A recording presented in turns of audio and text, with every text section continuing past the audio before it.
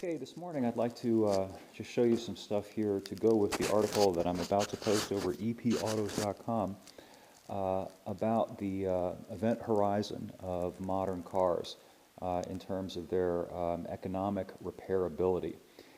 Some of these parts that you're looking at here, including this gas tank on the floor, came out of my 1998 Nissan Frontier pickup. And here's the problem. A couple of days ago I got in the truck, turned the ignition key to run, and immediately smelled gas, so I immediately turned off the ignition and went out to look.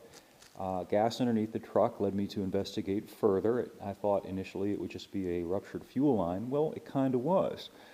What I found was that this piece here, let me get in the light to show you. You can see these metal lines here.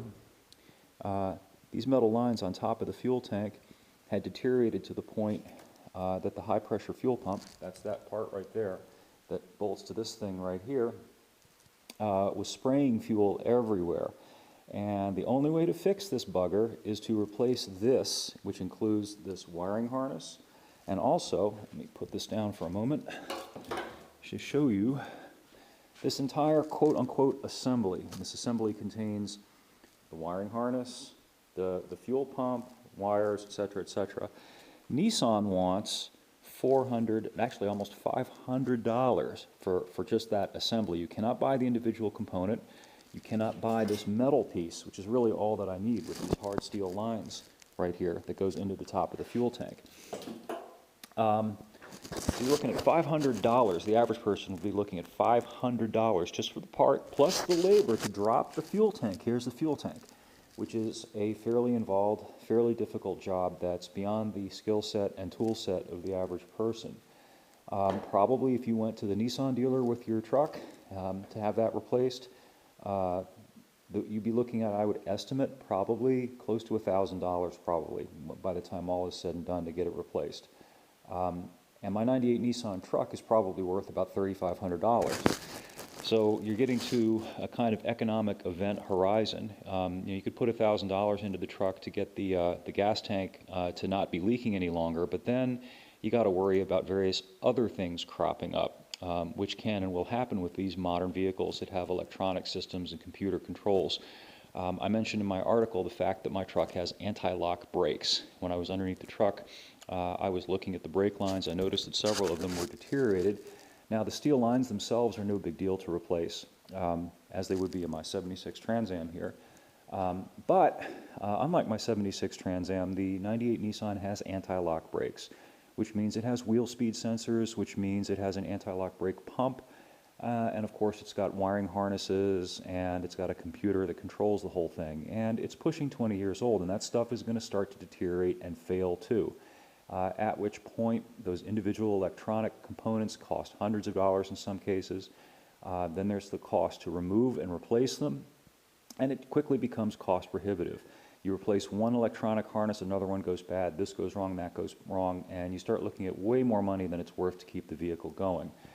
Whereas with a pre-modern car like my 76 Trans Am, it's true that things will go wrong, but they're orders of magnitude simpler because the car itself is simpler. I'll get back to the fuel system, and I talk about this in my article.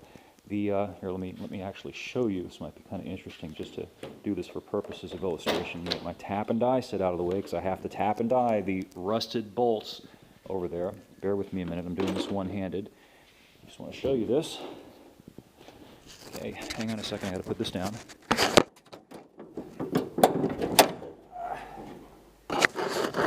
Okie dokie. Now here we're looking at the engine compartment of my pre-modern car, my 76 Trans Am. The fuel pump is actually, you might not be able to see it, but it's right down there, and if you were underneath the car, you'd be able to get at it very easily, and it just takes basic hand tools. There are two bolts that hold that mechanical fuel pump to the engine that are easily removed with a simple socket set.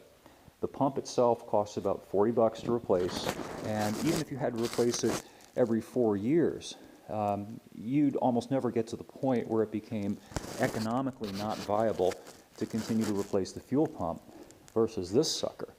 And by the way, in addition to this piece, you know, the tank itself has got a lot more stuff on it than a pre-modern car's tank had. In addition to this funky thing here on top, which is rusted out, this fastening, this is the point where you bolt this to that. I'm going to have to, as I mentioned, drill and tap all that out.